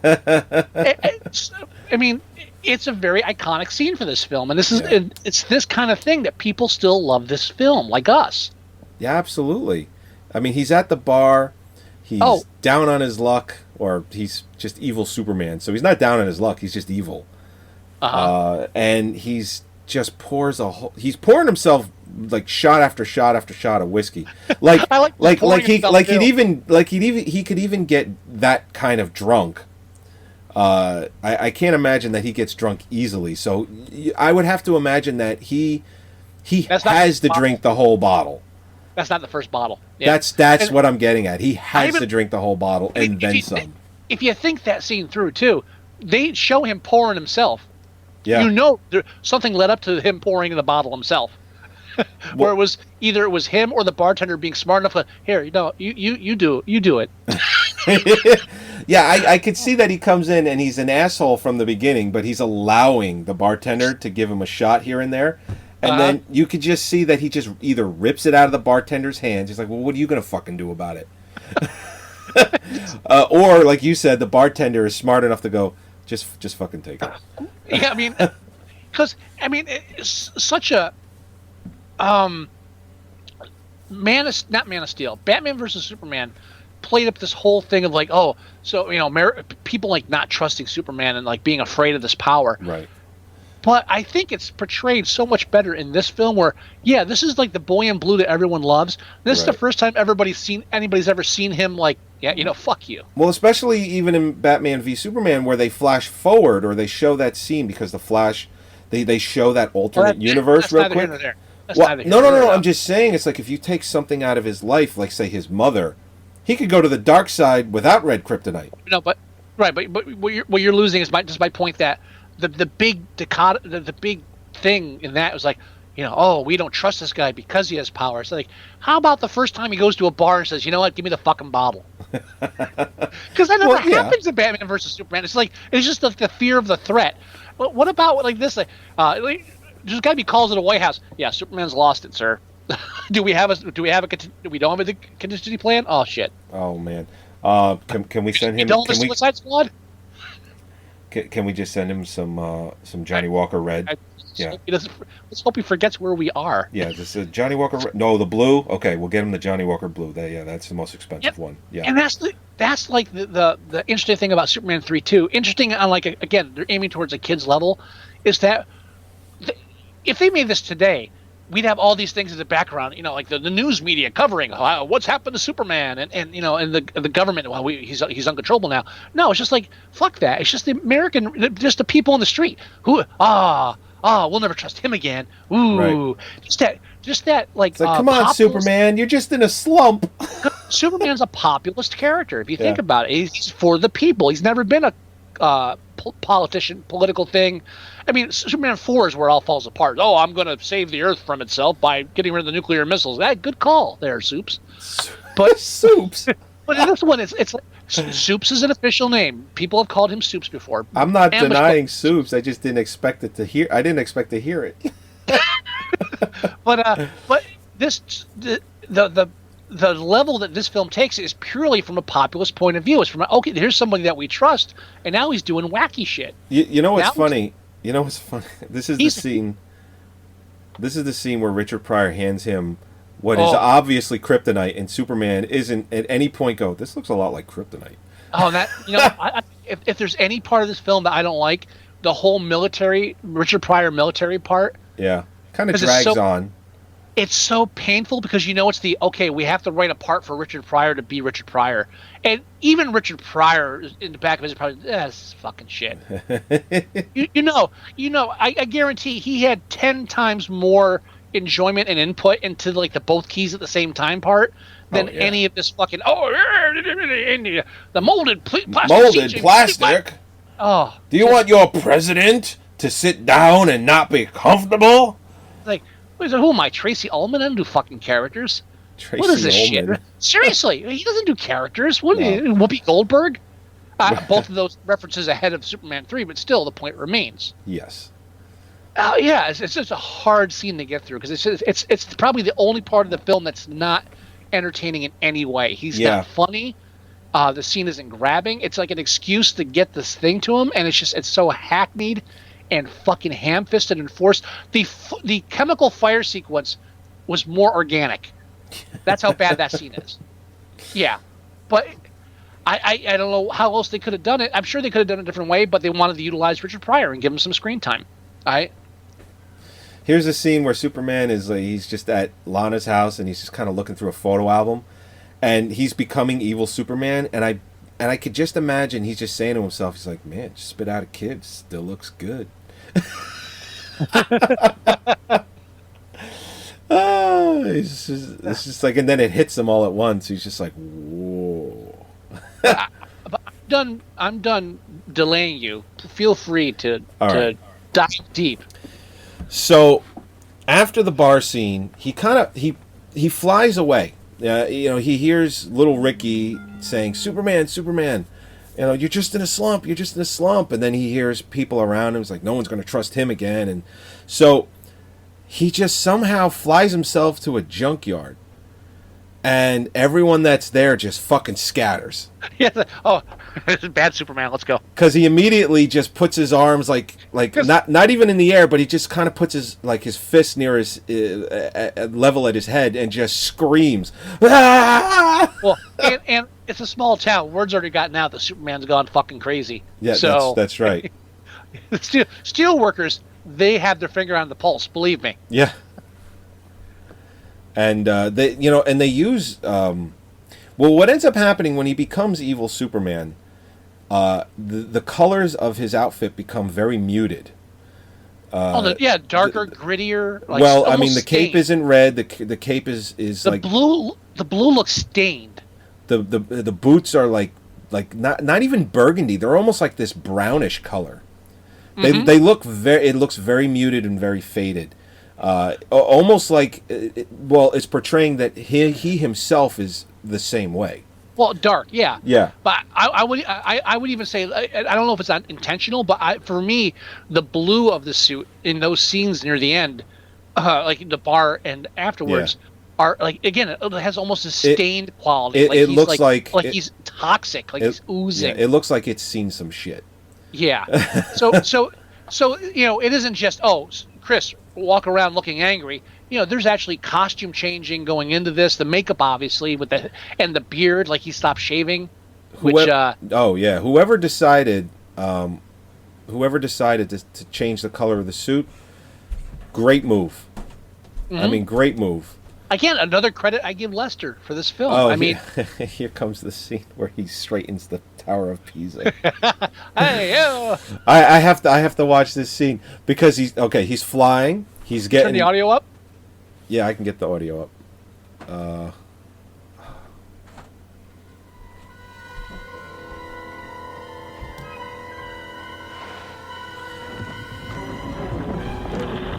Just look at his face. He's just so happy about it. Wait, here it comes. He's just like, yeah, look at it. Fuck this guy. He's like, yeah, and then he flies away and he waves. He's like, yeah, bitch. Oh fuck. Hold on. He's gonna start talking. Oh my god, it's so good. Oh man. Oh, you know what? I mentioned him, films he's been in before. Another cameo in the film that's overlooked a lot, and I didn't know about this right away, so I'm not super smart or anything. The kid at the photo booth at the beginning during the opening credits, that's the kid that played Baby Superman in the first film. Oh, really? Oh, I didn't know that. Yeah, I just found that out yesterday, so I'm not claiming special knowledge. It's pretty neat. Everyone said I looked like that kid when I was his age, when I was that young. They were lying. They must have seen you on Romper Room. You know what? I still believe I was on Romper Room. I know you do. I got to nail down that episode because it's in the first 50 episodes that I said that. I know. We still have to do. Well, I have to do it, or one of us has to do it. Like the best of the first 100 episodes, the best of the next 100 episodes, and just make that like a 2-3 hour. Not even an episode, just like a side show. I might actually have a medical issue because I'm just crying nonstop here today. But anyway, go on with. I got a couple things to add in, but go on about the trash. Well, here's a scene where he blows out the torch for the Olympics, and if you notice another. In the trailer that I played, they mentioned quite a bit about evil Superman, talking about how. Ruining historic landmarks. It's like I don't know if you've seen the trailer or you heard it when I played it, but it was like Superman destroying historic landmarks, and they show him straightening the Tower of Pisa. Now here's the causing thing. havoc at the games, and he blows out the torch. There's a whole thing now where suddenly that's the plot of the film, which that's not the plot of the film. No, that's a subplot. It is a very now if you go to right now, I'm on the IMDb page for Superman 3. Under plot, it says synthetic kryptonite laced with tobacco tar splits Superman in two. First of all, stop. Stop! But the tobacco tar is not that important that you mention it in the tagline. But the plot is synthetic kryptonite laced with tobacco tar splits Superman in two. Good Clark and bad Man of Steel. That's all right. That's bullshit right there. That's not the whole fucking film. The film is him versus technology. Yeah. So I mean, but again, that just shows you what people latch onto. The trailer does mention about. The trailer does mention about computers being the villain in this. Now, movie. Is that an original trailer, or is that a trailer made recently? I don't believe it's. Well, you know what? It's an old trailer, but I think it's a VHS trailer. Again, it's just like everybody seems to be latching, and again, we're latching onto it. This is one of the best part of the film, but it's not the main focus of the film. Because Richard Pryor and technology is. At the bottom of the trailer, which probably got cut off because we use a widescreen format for the show. It said coming soon to Thorn EMI, which is VHS. Your video distributor. So it looks like it's a VHS trailer, but I couldn't find a theatrical one anywhere. Really? That's weird. I went to like 2-3 pages of YouTube videos and I couldn't find it, so I gave up and I used that one because it's at least an original one from the 80s. How funny! Like that's our go-to now is YouTube. It's wacky. Yeah, and they're fucking us left and right. I don't own the special edition of Superman 3, but I would have to assume that there's a theatrical trailer on there somewhere. Probably. Yeah. All right. So Superman is now in the junkyard. Right. As soon as he arrives, everyone scatters and he just screams. And he just has this face that just is like the quintessential fuck my life face. Like Jesse Pinkman from season 5 of Breaking Bad. Basically. So, and then all of a sudden you see this like light around his face, and then Clark Kent walks out of evil Superman's body. Now, I want to interject and state that this type of scenario was hinted to in Superman 2. Just what we were talking about before. Yeah. When he has his powers taken away and he becomes just Clark Kent, that's where you start seeing this psychological breakup. Because up until that point, Clark Kent was a character he played. Then he became Clark Kent and became an actual personality. So then so how do you deal with that once you get your powers back? And well, now I'm playing Superman again, but I'm also playing Clark Kent. It's more than that. They are two distinct identities now in the same person. Absolutely. Right. I mean, now they've lost all that in the Man of Steel, which fine, I don't care. it's a different age, different version. Good, but Superman 2 sets it up, and I think it's great that it takes on. I mean, again, I give Lester credit. He didn't write the screenplay, but I still give him credit for it. Yeah. It's just because. So, Clark Kent steps out of Superman's body at this point, and he's obviously what's still good in Superman, and he's fighting himself, even though what you see on screen isn't actually happening. In his mind, it's absolutely happening. So he's fighting himself at every turn throughout this junkyard. And it's so brilliantly done, and it's so Christopher Reeve really, really gives his all in that scene. Specifically the part where he attacks Clark Kent and throws him into the garbage, like he just kind of flies right into him, and then Clark Kent very defiantly just kind of stands straight. He's like, "Come on, give it to me," and he does. And then Superman starts to walk away. Clark Kent, he says, "Well, I can give it as good as I can get."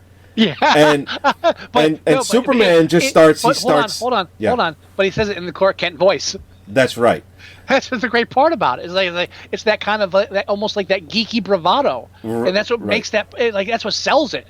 It's not. It's just like, I can give as good as I can get. Yeah. Well, before it makes you want to root for Superman at that point. Yeah. Before he says that, after he just kicks his ass into the garbage, Superman is laughing, and he's just like ha ha ha ha ha. It's like a bully would laugh after he punched someone in the face.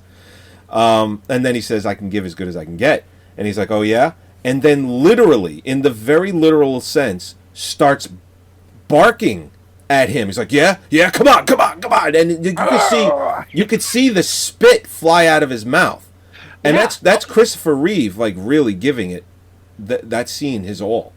And that's actually the screenshot that I posted, and I was gonna post that as our banner, but you beat me to it with the bar scene, which I was like, you know what, the bar scene's good. I like the bar scene, so I didn't overlay yours with mine. Better not. I do like mine though. Yeah, no, I'm looking at yours right now. I like yours too, but mine's better. I like my caption too. I like it better with a period at the end. I'll fix that for it. No, I can't fix it. Yeah, I was. Sometimes you don't need punctuation with that shit. That's okay. Well, no, because I was thinking, does this require an exclamation point? Does it require a ... No, period. Period. You understated. Period. I know, Definitely. but I don't know. I felt the need to not punctuate for that. Well, you were wrong. Because it's That's social okay. fucking media. Who fucking cares? Yeah, I do. I know you do. There are plenty of grammar Nazis on social media. Please. Yes, there is. Go ahead. Throw a fucking period on there. See if I can't. Won't let me edit it. You have to edit it. Good. Good. Maybe I won't put a period on there. Well, Maybe I'll put 4 dots. But it's a great fight sequence all around. Yes, it is. And at every turn, you know it's not really happening because at any turn he could just punch Clark Kent's face through the back of his head if he wanted. No, because he's Superman. Because Clark Kent's Superman too. Exactly, but it's like at every turn, it's like then he starts taunting him. He grabs a piece of scrap metal, and you could hear that New York metropolis accent. He's like, "Come on, what? You can't take it? What's the matter? You always wanted to fly." And the externalization of an internal conflict is what makes this scene so resonant. Yes, it really just it captures you because you know this is the same conflict any regular person has had, and it kind of makes sense on a level. I mean, all right, whether or not it's actually a byproduct of the red kryptonite is debatable, but it's almost like with somebody this powerful, an internal conflict is expressed externally. That's right. I mean, the fact that he splits into 2 people, I mean, does it sound silly? Yeah. Does a man that can fly because he's closer to a yellow sun sound silly? Yes. So let's go with it. Here's a scene where he splits the blonde bimbo in 2. He just slowly, the room is dark, she bends over. My favorite you want picture some champagne? He's like, no. I mean, all right. My favorite shot of that in the film. It almost looks like he's ready to like make her give him head, because he grabs the back of her head. Well, forget that. The one shot of the film, it's at her head. Well, he's in the background, so his crotch is head level with her in the background. Yep. So it's really her talking to his penis. Pretty much. Yeah, I mean, it doesn't get more blatant than that. It was like, yeah, it's like we can't show any. It's like we can't do what we want to do, but here's what we're gonna do. It's like, yeah, that works. That latex bulge right next to her head. It's like, yeah, glad you're here finally. Yeah, champagne. She's lucky he didn't pull a fatty Arbuckle on her with a fucking champagne. Easy there, and that's never been proven. It's, of course not, but it's still a fun story. I know. So anyway, so now you're at the part in the junkyard where he's just kicking Clark Kent's ass at every turn.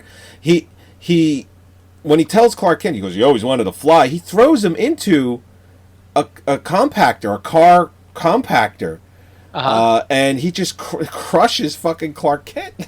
Right. And he's just kind of he just kind of looks up and he's just kind of like, he's like, nah, that's over finally. And then of course Clark gets out. And they just keep going at it. That scene is at least 5-6 minutes long of just them going at it. He throws him on a conveyor belt, which then pushes him into another compactor crusher of some kind, and he kind of almost passes out when that happens, and he almost looks like a heroin addict, like coming down when he makes that face. Oh yeah. You know, he just kind of looks up and his eyes, speaking of eyes rolling back, when he takes that first drink in the bar, did you see Christopher Reeve roll his eyes back into his head when he has that first drink? He totally rolled his eyes into the back of his head on that first drink. It was just like, holy shit, he ain't fucking kidding. So anyway, he throws him into this other compactor. He's on this conveyor belt which goes in there, and this whole fucking thing goes haywire. And Clark Kent just bursts out of this like a face hugger out of a body. And he just starts strangling evil Superman until he disappears. Which then Superman is now one again with Clark Kent, and now, evil Superman is now gone completely. He's dissolved. The only problem, and out of all the original Superman films, this one deserves a remake, because really, the more you think about it, this really should have been the main storyline of Superman 3. Yeah, and it's almost like it almost feels like it's like it was a great idea, like it was put into it, but it was like, oh, here's the scene where he has that first drink. Hold on, everyone. Just watch his eyes roll right in the back of his head. Yep, there it goes. The climax of the second act, yes, really, emotionally and visually, overpowers anything that happens in the third act with the supercomputer. Yep. And it almost is like their second act stretch should have been its own film. Yeah, and what's interesting about that? If they ever decide to do that kind of a storyline where Superman becomes evil, and you got Ben Affleck as Batman, where he's just like, he's kind of second guessing himself from Batman v Superman. He's like, fuck, I should have killed him when I had the chance. And he pulled that Martha shit on me, and here we are. He just fucking crushed the building. That would be great if they visited that in some way, because after they do. And anyone that hasn't seen Batman v Superman, spoiler alert. 1, 2, 3, 4, 5. Spoiler alert. After they do the death of Superman with Doomsday, it's presumed that in the Justice League Part 1 and 2, he's going to be wearing a black suit. Because he will be... Like in the comic book. Yeah, like he'll be reborn. And right. I guess at some point they could kind of spin off of that, and maybe they could use it as an excuse. It's like, here's some side effects. He's gone rogue. They could do it if they really wanted.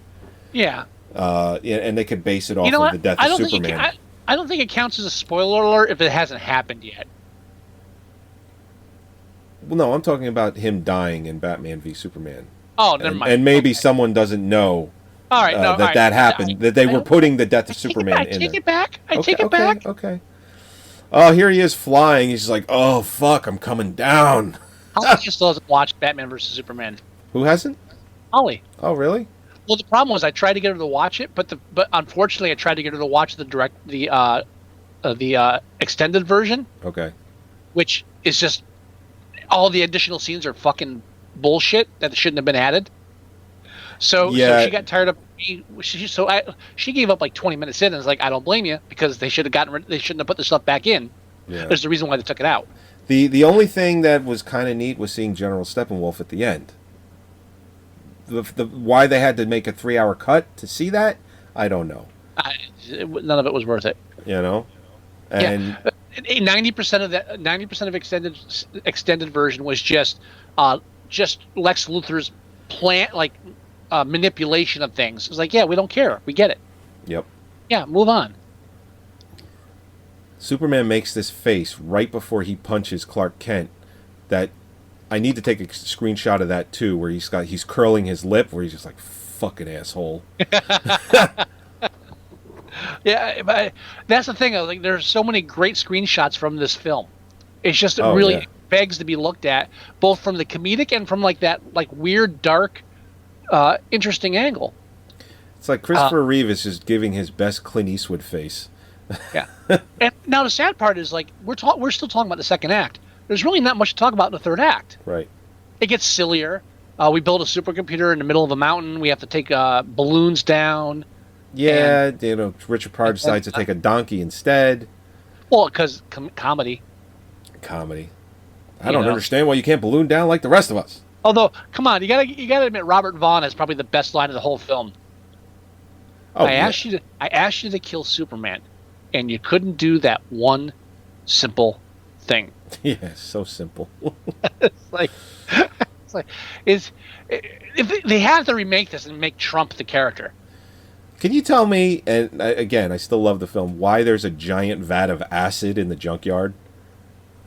What reason? What purpose does that exist in a junkyard? Can I broaden that question? Where anywhere do you have to have a giant vat of acid? It's not like they're pouring any of this metal in there to restore it. Not like contained, but like just sitting there.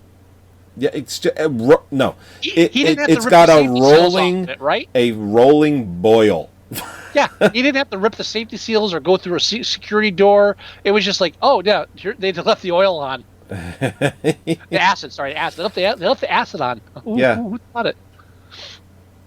It's like how many times? It's like how many fucking times did someone fall in there? It's like, yeah, we lost Bob today. It's like, what happened? Fell in a giant vat of acid. Oh man, that's the third one this week. It's like that scene in Armed and Dangerous where John Candy and Eugene Levy go to that junkyard. They're going to relieve those two guys, and they're like all deformed and fucking. It's like, oh man, we haven't seen people here in forever. And they're like, yeah, we're going to leave. That's. It's funny you mentioned Armed and Dangerous because I mentioned it last week. We went to see Wonder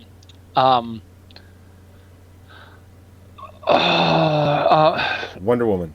No, we went to see Alien. God damn it! Stop talking because put more words in my head. They overpower the words I need. We went to see Bianca Del Rio. Oh, okay. Wasn't a movie at all. Yeah, drag queen. She was on RuPaul's Drag Race. She won one of the years. Lilith's a huge fan. Went to see her. The original thing was I was supposed to go in drag to see her, but I told you, you got to. If you ever do that, you got to dress up like John Candy and Armed and Dangerous. What I said was, what happened was budget constraints. Since I was laid off recently, prevented me from actually having the extra cash to buy clothing in my size to go in drag. Got it. Because wigs aren't cheap. And I'm not going with a cheap wig. And I said to Holly at one point in the evening, I said, well, it's a good thing I didn't, because if I went in drag, I just would have ended up looking like John Candy in Armed and Dangerous. Yeah. Which I don't know if she got the reference, but still. No. Most people wouldn't. Nah, it's just us sad bastards. I love that scene. I still quote that scene. Like, ooh, I got my Christmas goose early. Oh man, this junkyard scene's so good. But again, the middle sequence, the second act, is really the main thing that holds Superman 3 aloft, and right. the whole storyline with him and his childhood sweetheart. That's like the family's part of this film, and that's forgettable, easily forgettable.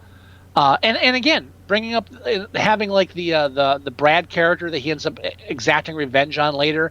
It's really outside of the realm, and actually that's kind of a weird part, considering that he just defeated his evil side in part 2.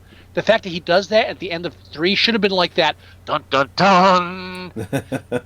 Really, because isn't that what he defeated in the second act? Was that part of him that would do stuff like that, and then he does that at the end of the third act? Like, holy shit, that means like it's still there. Yeah. You didn't defeat it. You just like buried it. This is Babadook all territory all over. Yeah. Well. Yeah. It's just like part 4 could have like taken this shit for a ride instead of taking everybody else for a ride. Definitely. But I mean, I think we spent a lot of time on Superman 3.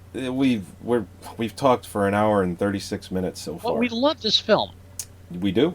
Now, again, I'm not going to defend it and say it's a good film. No.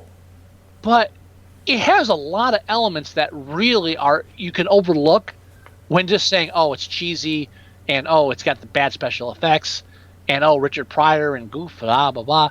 Yeah, but this film broke ground in the Superman mythos whatever you want to call it, that previously was unbroken. It really took a darker stance and went more to the original comic book source than the other two films ever did. Right. Yeah. It totally did. No, you're that's right. That's all I have to say. Now, yes. now on IMDb, a pathetic 4.9. That is way too low. Inexcusable. I feel very comfortable giving this a 7. I was just going to say the same thing. Yeah. I feel very comfortable giving it a 7. Yeah, for the second act alone, this film deserves a 7. Yeah.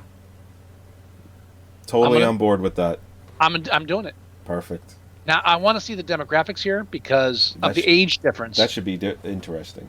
The lowest demographic is anybody under the age of 18 gave it 4.6. Fuck y'all.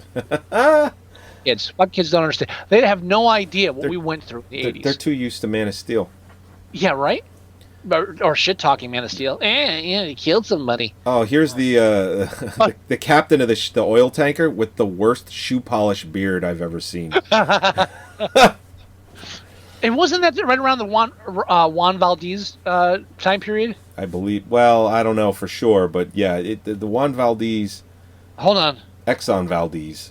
Who's Juan Valdez? I don't know who the fuck Juan is, but Exxon Valdez. You know what? Exxon Valdez probably happened in the 70s. Oh, 89. Exxon Valdez happened in 89? 89. The oil spill was in 89. This Superman kind of predicted the Valdez thing. Jesus Christ. It's like, it's funny because like watching it now, I look at it and I was like, oh yeah, obviously it's the Valdez. No. Apparently not. They didn't happen for another 6 years. Now, here's something interesting. For under 18, males, for age under 18, it's 4.6. For males, it's 4.6.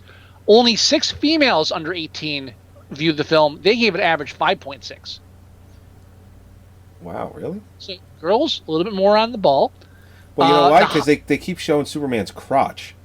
You noticed that? He just flew he just flew into the scene now, and it's his crotch for like 10 seconds. You know what? Figures the Superman with the bad boy Superman, that's the one that underage girls like. Yeah? Yeah, okay. Now, oddly enough, the highest demographic is females under 18 with 5.6. But if we ignore that, the second highest is females 18 to 29, tied with females 18 to 30 to 44. Okay. It's all over the place. What else did I have to say except women and the bad boy thing disproves it? It's science. I hate to sound like a male chauvinist, but holy shit, it's right there in front of you. Yeah, that's right. Now it's funny. Like this is one of those films that we love, but we have to admit it's bad. And like you point out the cheesy stuff. Yep. Now we had somebody else on our YouTube channel that watched our review of The Keep. And they complained and say, "Oh, you guys call it a shitty, suck-ass film." And it's like, wait, where do we call it a suck-ass? We never called it a suck-ass film. You know what it is? I think we get a bad rap because of the name of our channel and our show is Moviesucktastic. Right, but you know what? Listen to the fucking review. 1, listen to the review. 2, just break apart the title of the show, Moviesucktastic. It's a take on the word fantastic. It's a sucktastic movie, which means these are movies that we know are bad but love most of the time. So it's most of the time. But so it's like I think his exact words were it figures that you would call this film a suck-ass film from 2 suck-ass clowns or something like that. Insulted us, something insulting us because supposedly we called it a suck-ass film. It's like, all right, first of all, the word suck-ass film would never come out of our mouths. Exactly. We're much more inventive than that. Yes. And I think I even responded to that one, like, dude, 8 minutes in, we're like 18 minutes in, we're talking, like Joey's talking about how they took control away from the director, so we're giving you reasons why we don't like certain aspects of the movie. What the fuck?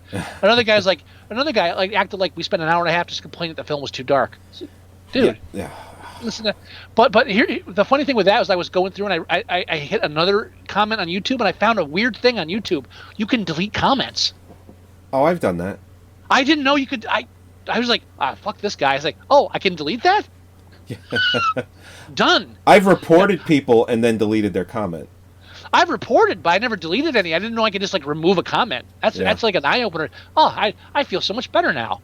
Now, You have no voice. Now, just to notice, I did not remove the guy that complained about us calling us suck ass because I said, "Hey, we didn't say that," and please tell me what part you disagree with because Joey, 10 minutes in, is talking about this, and even we talk about how the film compares to the novelization. So I don't know where you're getting suck ass as our main review. Here's the problem. This is the problem. People suck. People, well, not just that.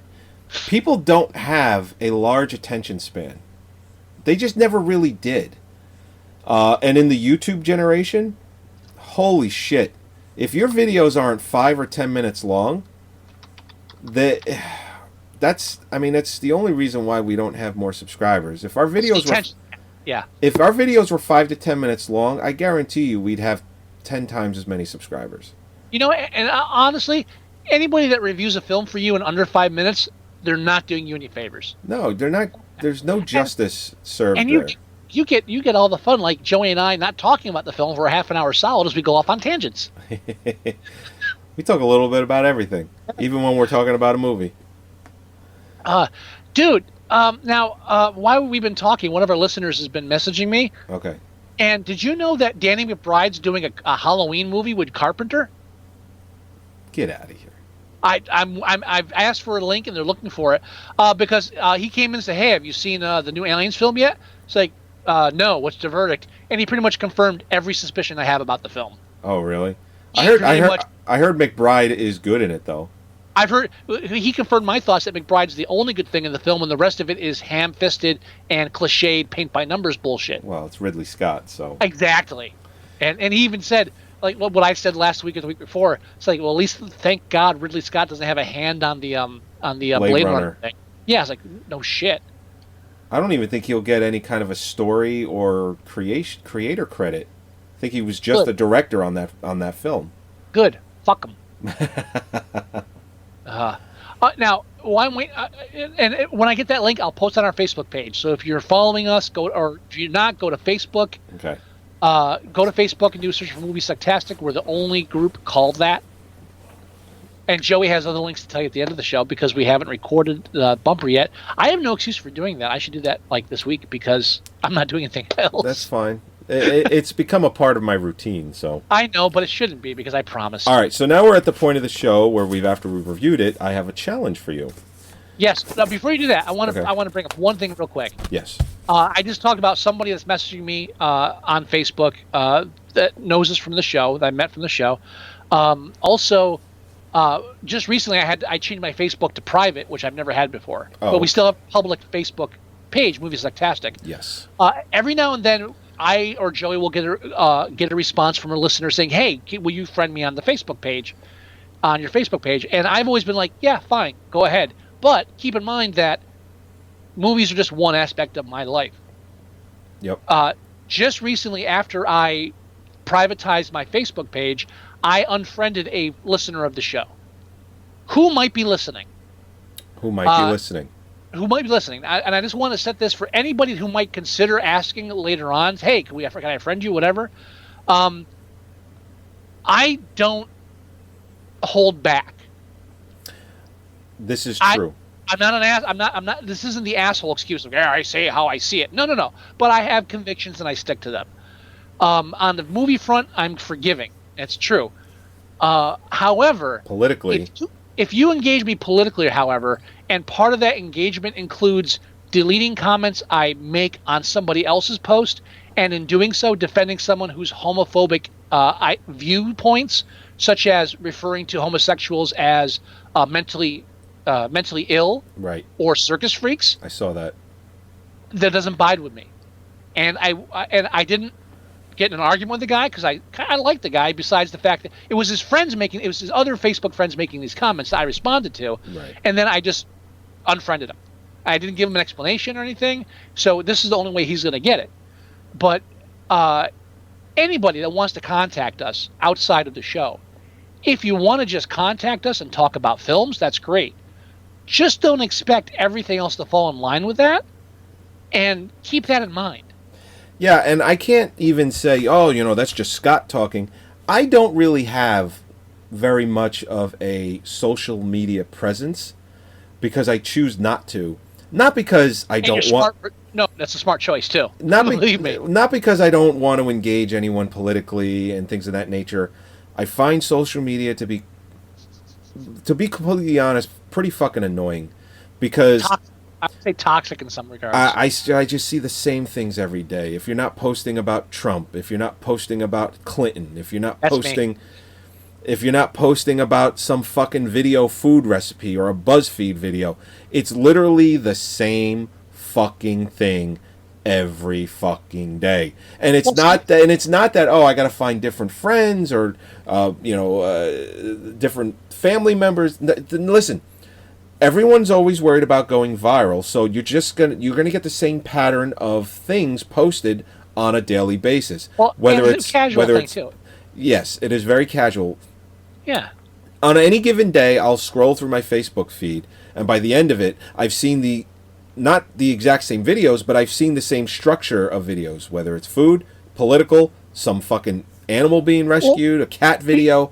I'm just not interested in any way. That's because most of the people on your feed probably aren't trying to build a media presence on social media.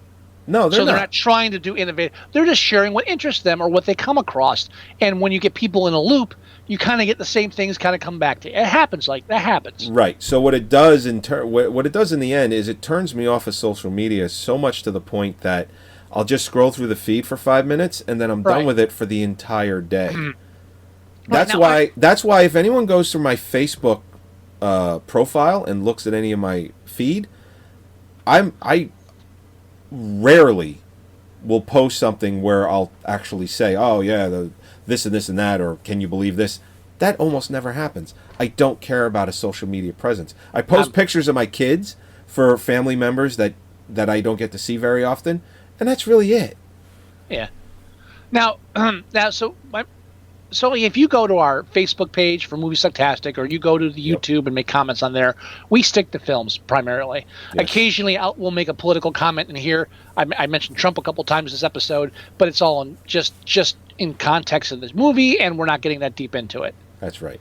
But just keep that in mind if you ever decide you want to contact us on now, like one of the guys that makes an occasional reoccurrence here is Gino. Now, I don't push things with Gino. I am a Bill Cosby fan, but I also think he's also raped a lot of women. But I don't argue that point with Gino because I know that's not going to go anywhere. No.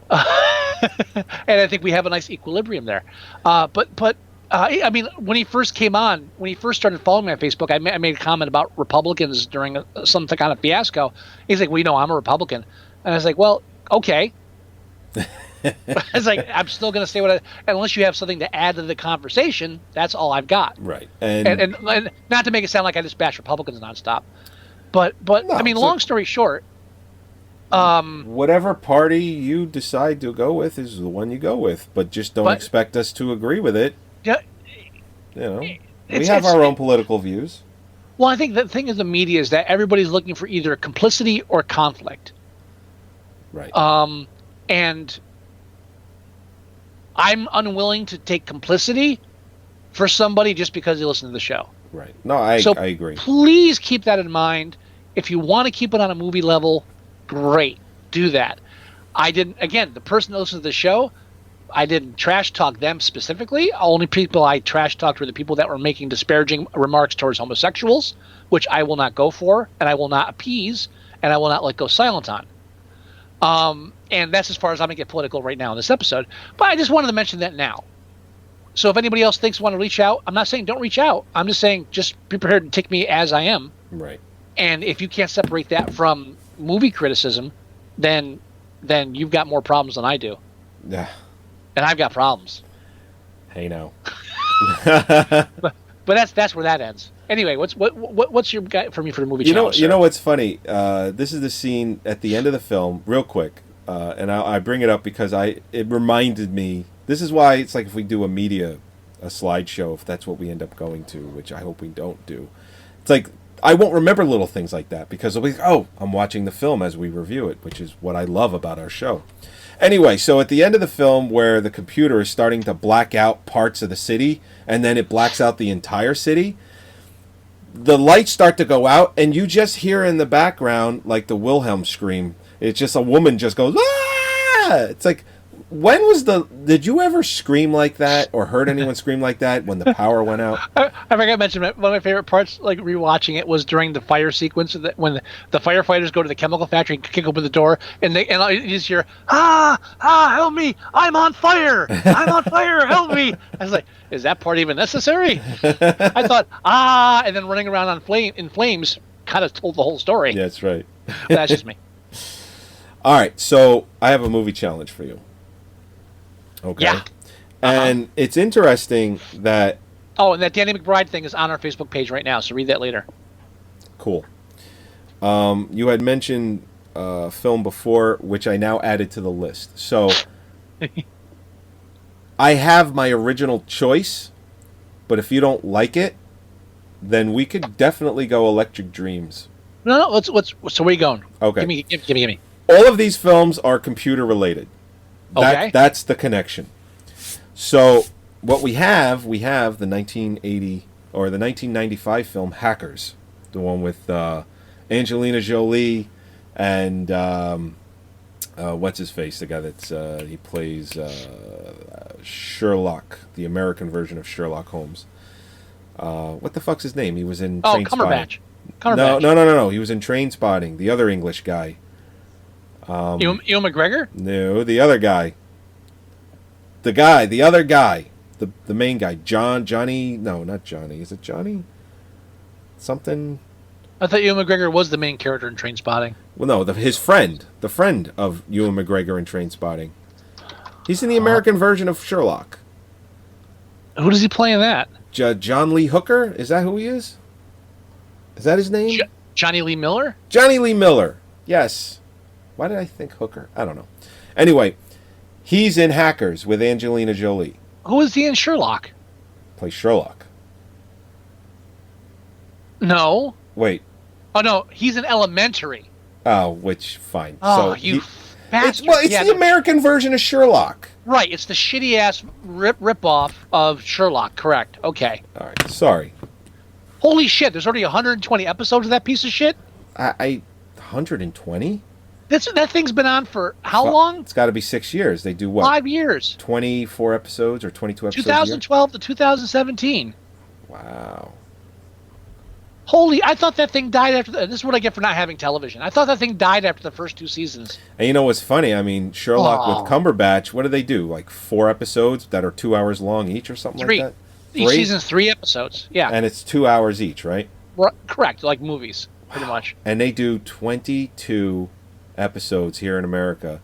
120. No, I mean just a season. Oh, yeah. But you know what? It just... Try and watch a 22-episode season. Even Lost had filler episodes. All right, but backtracking, yes. He plays Sick Boy in Trainspotting. That's okay. Anyway, so he's in the film Hackers with Angelina Jolie from 95. Right, okay. Not a good movie. No. Not a good movie at all. So, there's that. Then you got War Games, which you mentioned, which was always on my list. Then you got Electric Dreams, which I added to the list. They're all good choices. And then the film that I was thinking of doing the whole time, and the theme is Killer Robot, or just Robot. No. You know what it is? No. Chopping Mall? It is not Chopping Mall. Oh. Didn't we review Chopping Mall? Did we do Chopping Mall? Or was that just a bad movie day? We did Bad Movie Day. I forget if we actually did an episode of it. We've done too many episodes. I'm forgetting what we've done now. Fuck. But what's the one you were going to say? I didn't even think of Chopping Mall. I thought we did it. What's the one you were going to say? I wouldn't have challenged Chopping Mall anyway. Heart Beeps. Heart Beeps? Oh, Jesus. I don't know if we're up for Heart... Oh, wow. That is a bad one. Oh. Heart Beeps. So those are your choices. You got Heart Beeps, Electric Dreams, War Games, and Hackers. I'm going to say either Electric Dreams or Hackers. Now, I've never seen Electric Dreams all the way through. I've always then we're doing that. Always then seen we're doing that. bits and pieces. No, we're doing that. That's the one we're doing. That's the one we're going to do? All right. Yeah, Electric Dreams.